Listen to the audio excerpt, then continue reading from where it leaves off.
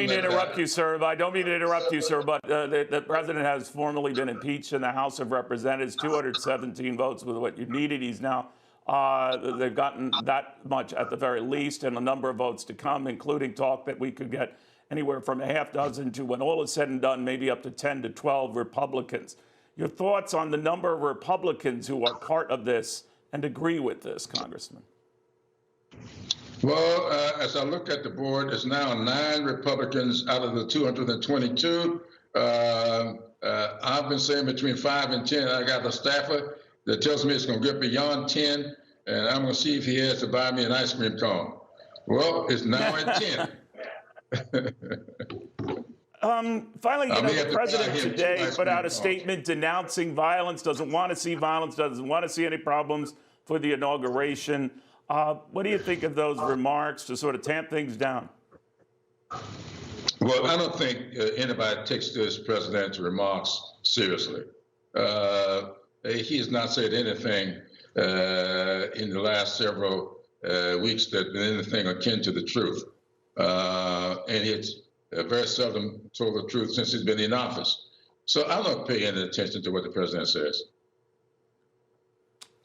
Finally, I just spoke to your newly elected and sworn in Republican Congresswoman Nancy Mace, who isn't quite sure she's going to go to the inauguration next week. It wasn't a political statement as much as a safety one. She's concerned. Are you, I assume, going, but do you hear a lot of talk like that from congressmen and women, senators who are leery and worried about how safe it's going to be in the Capitol next week? Do you share their concern? Yes, I do. I've talked to a lot of members over the last several days, and within the last 24 hours, I've seen a reversal in their attitudes. Members are now very, very apprehensive about next week. I'm going to be spending some time this weekend. As you know, I hold an honorary position as chair of the inaugural committee. I'm not making the hard and fast decisions as to what should or should not be done. I am offering my suggestions. I have encouraged all of my constituents to stay at home and watch it on television. They had a pretty good experience with our national convention. I think they can have the same kind of experience watching this inauguration on television. So I've been discouraging people from coming to Washington. The mayor of Washington have asked them not to come. I think that what we ought to do is stay in the safety of our homes because of COVID-19 and because of impending dangers, because so much of this surrounds the celebration of Martin Luther King Jr.'s birthday, which is on Monday. So you hear them saying they're going to be here on the 17th and come back on the 20th. I think a lot of this has to do with the symbolism of the weekend that we celebrate the birthday of Martin Luther King Jr. Finally, sir, the president, as you know, will not be at Joe Biden's inauguration. We don't know where he will be or what he'll be doing. What do you think of that?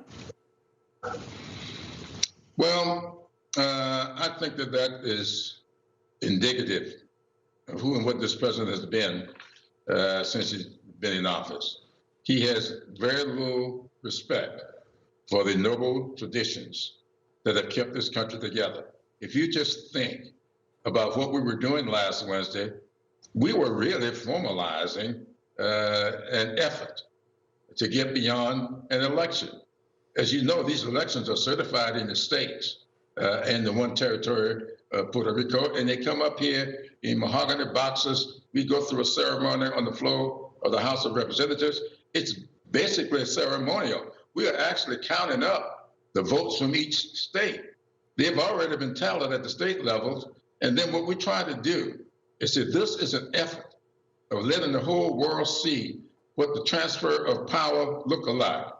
Look, Al Gore had just lost a very contentious election, but as vice president and president of the Senate, he stood on that floor. He did the transfer of power in one of the closest elections ever in the history of this country, losing by 580 some odd votes. Here's a guy that loses by 7 million votes, and he wants to overturn the traditional process. Al Gore was a class guy. back in 2000. It's a pity we don't have that in this president. You curious at all, one little bit, where Donald Trump is going to be on January 20th, where he's going to go, what he's going to do? But I have absolutely no idea where he's going to go. I suspect he doesn't have any idea either. Congressman, thank you very, very much. James Clyburn, the House Majority Whip. Very good seeing you again, sir, on this historic day. For those of you just tuning in here, you can see those numbers, more than enough right now for the House of Representatives for the second time in 13 months to impeach President Donald J. Trump on a singular count of inciting insurrection and violence in the nation's capital. Chat program on what happens now. Chat. Well, good afternoon, Neil. This House vote is still open, but they're going to close at any minute here. So far, 10 Republicans have cast their ballots in favor of impeaching the President of the United States. For the first time in history, Neil, the House of Representatives has impeached a President of the United States twice. For only the second time, the House has impeached the same government figure twice. For President Trump, the House has now impeached him twice in 13 months. There have been 21 successful impeachments in House history, and 2 of them are of Donald John Trump, the President of the United States. That's where we stand with history. Now what happens in the next couple of days? The House of Representatives has to pass some sort of a resolution to send over the articles of impeachment to trigger the Senate trial. You might remember in late 2019 and early 2020, House Speaker Nancy Pelosi held the ball. She did not send over those articles of impeachment for 28 days. Now, just a couple of moments ago on the House floor, the impeachment managers, the prosecutors essentially, who Nancy Pelosi has tapped to present the House's case on this article of impeachment in the Senate, they all met on the floor. She's already named them. She announced them last night, and they are formally set up to present that case. But we don't know what the situation is, whether or not the Senate, they have special authority where under emergencies they can come back into session. And if that's the case, if the House, in fact, votes to send over that article of impeachment, then you have to probably start right away. You know, January 15th last year is when the House voted to send the article of impeachment across to the Senate. They started the Senate trial the next day. That's where you formally present the articles of impeachment before the Senate. The impeachment managers are there. People are sworn in, and then you get going a day or two later here. We don't know if that will be the case, if they can work out a deal. You know, there's some people saying, well, can you continue with an impeachment trial after President Trump leaves office? Yes, there is precedent for that. You had that with William Belknap, who was the Secretary of War in 1876, who was impeached and was in fact acquitted, even though he had resigned in his Senate trial. You had this happen with the very first impeachment. The only other person other than President Trump who's been impeached twice, this was William Blount, who was a senator from Tennessee in the 1790s. And he had left the Senate, but they still went ahead and at least had a Senate trial in his instance there. So this is up in the air, and which side you want to do this on. You know, just this afternoon, a couple of hours ago here, Mitch McConnell, for now, the Senate Majority Leader, has indicated that he would not announce whether he would vote to convict President Trump. But there have been intimations from McConnell that he is open to all of this. You know, he is very displeased with the president. He believes that the president cost Republicans the Senate. He is very upset at what happened up here to the legislative branch, and he, as the majority leader, is kind of one of the guardians of this branch of government.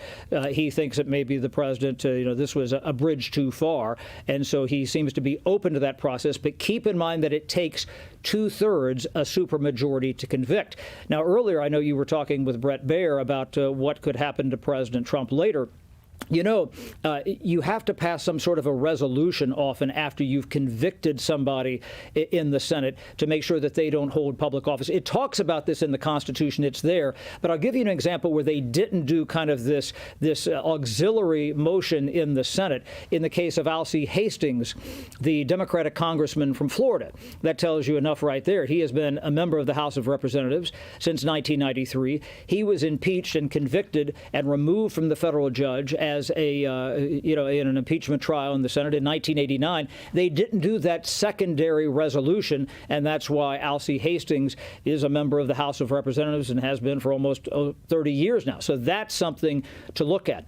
But again, what the mechanics are here. Can they actually start this? Is it beneficial for Democrats to start this process right now? Is it better to wait until they have the majority once you've sworn in these two new senators from Georgia and you have Vice President Harris on board here and you technically have 51? Is this machination between Chuck Schumer, the Senate minority leader for now, and Mitch McConnell, the majority leader, is this part of them maybe trying to work out some sort of a power sharing agreement? You're going to have a 50-50 Senate. Nowhere is it written down that just because it's 50-50 that the party with the vice president has the majority. And what you had happen 20 years ago when there was a 50-50 Senate between the Republicans and the Democrats, Tom Daschle, the Democratic leader, Trent Lott, the Republican leader, they worked out a power sharing agreement where you had, Trent Lott was basically the majority leader, but Tom Daschle had some rights. You had a 50-50 Senate there. That has to be approved. Could that be part of this?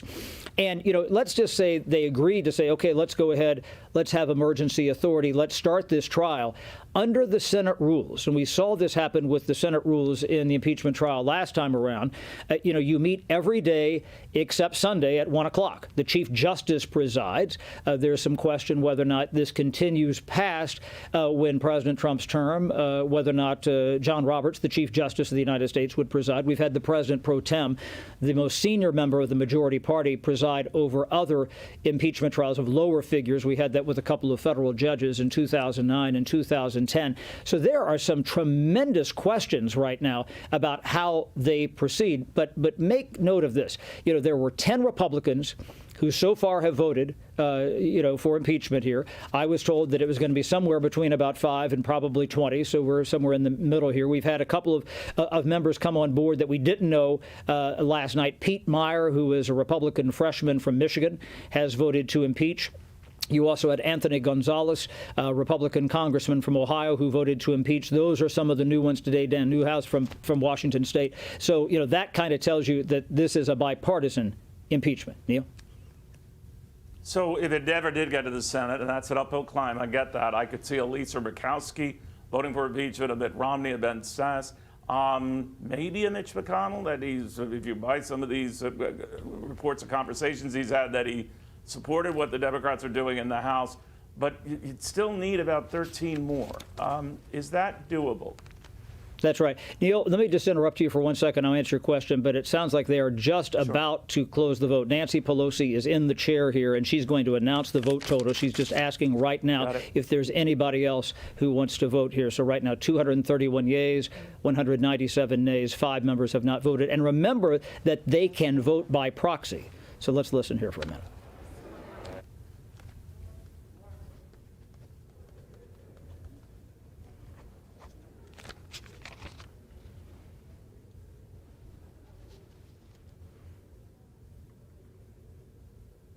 Just to let you know, the vote is now final. 231 U.S. congressmen and women have voted to impeach the President of the United States. That includes 10 Republicans. That number was going up throughout the day, and a bigger margin that did not go strictly along party lines as it did in the House 13 months ago.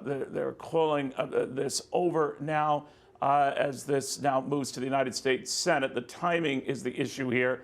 Mitch McConnell has already indicated that it is probably unrealistic for the time being to get them to move before the 19th, the day before. On this vote, the ayes are the State of the Union. Let's listen.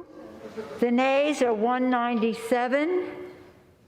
The resolution is adopted. Without objection, the motion to reconsider is laid upon the table. Congratulations.